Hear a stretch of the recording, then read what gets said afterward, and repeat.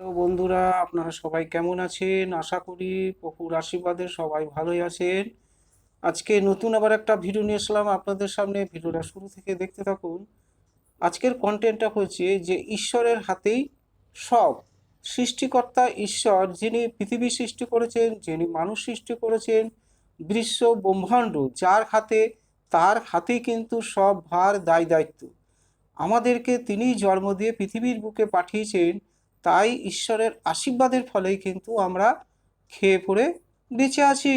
যখন আমরা গভীর সংকটে বিপদে পড়ি, তখন কিন্তু সৃষ্টিকর্তা ঈশ্বরের কাছেই আমরা প্রার্থনা করি যে, হে প্রভু ঈশ্বর, আমি গভীর সংকটে বিপদে পড়েছি, তুমি আমাকে উদ্ধার করো, পরিত্রাণ করো, রক্ষা করো এবং সংকট দুর্দশা থেকে মুক্তি করে দাও।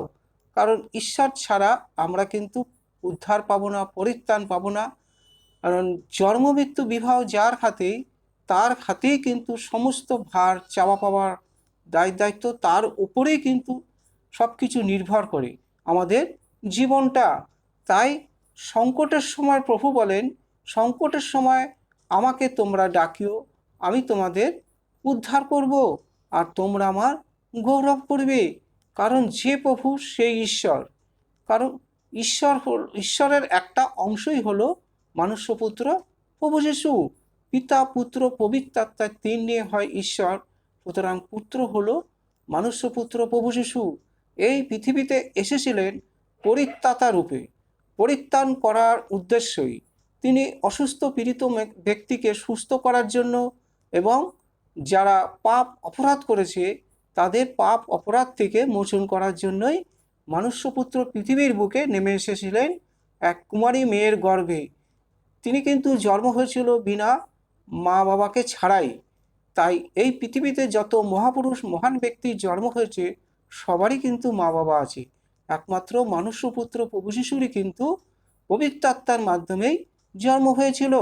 তাই মনুষ্যপুত্র প্রভু যিশুর উপরে যে কোনো মানুষ ভরসা করে চলতে থাকবে তার জীবনে দুঃখ কষ্ট অভাব কোনো রোগ ব্যাধি কখনো কোনো দিন হবে না। সাময়িক মনুষ্যকুলে জন্ম নিলে তার জীবনে দুঃখ কষ্ট আসলেও যে কেউ প্রভুর উপরে ভরসা করে চলবে, প্রভু নাম মিষ্টি মধুর নাম, এই নামের গুণে যে চলবে সে অবশ্যই পরিত্রাণ প্রাপ্ত হবে এবং অনন্ত জীবন লাভ করবে।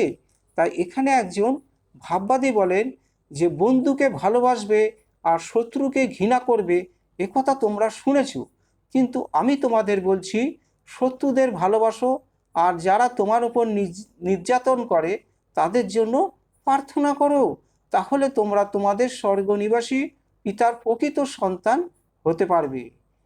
কারণ তার নির্দেশেই ভালো মন্দ নির্বিশেষে সকল মানুষকে সূর্য আলোক দান করে। কারণ কোন মানুষটা ভালো কোন মানুষটা মন্দ স্বর্গ থেকে কিন্তু তার উপরেই কিন্তু আলো দান করে এবং ধার্মিক অধার্মিক সকলের উপরে বৃষ্টি বর্ষিত হয়। বৃষ্টি যেরকম স্বর্গ থেকে নিচে নেমে আসে, ঠিক সেরকম ধার্মিক ব্যক্তিদের প্রতি অধার্মিক ব্যক্তিদের প্রতি সেরকম বৃষ্টি বর্ধিত হয়। তোমাদের যারা ভালোবাসে, তোমাদের যদি শুধু তাদেরই ভালোবাসো, তাহলে ঈশ্বরের কাছ থেকে কি পুরস্কার তোমরা প্রত্যাশা করতে পারো? কর আদায়কারী যারা কর আদায় করে কি তাই করে না? তোমরা যদি কেবল তোমাদেরই ভাই বন্ধুদের সমাধান ও সম্ভাষণ জানাও, তাহলে অন্যদের চেয়ে এখন বেশি কি করলে? অন্য জাতির লোকেরাও তো তাই করে থাকে। তোমাদের স্বর্গনিবাসী পিতা যেমন সর্বযুগে সিদ্ধ, তোমরাও তেমনি সিদ্ধতা অর্জনের চেষ্টা করো। হালেলুয়া। তা ঈশ্বরের হাতেই কিন্তু সব। ঈশ্বরের কাছ থেকেই আমরা সব কিছু পেয়ে থাকি। জ্ঞানের আলো, উপদেশ, সৎপথে চলার পরামর্শ এবং সুবুদ্ধি উপদেশও আমাদের দিয়ে থাকে। যেরকম আমাদের ঘরের বাবা মা দেয়, ঠিক তেমনি স্বর্গস্থ পিতা ঈশ্বরের আজ্ঞাবিধি শাসন যে মেনে চলবে তার জীবনে কখনো কিন্তু পেছন ফিরে তাকাতে হবে না। দুঃখ কষ্ট অভাব থেকে তিনি পরিত্রাণ করে দেবে। আর কি কি জিনিসের দরকার প্রয়োজন তিনি সব কিছু যোগাবেন।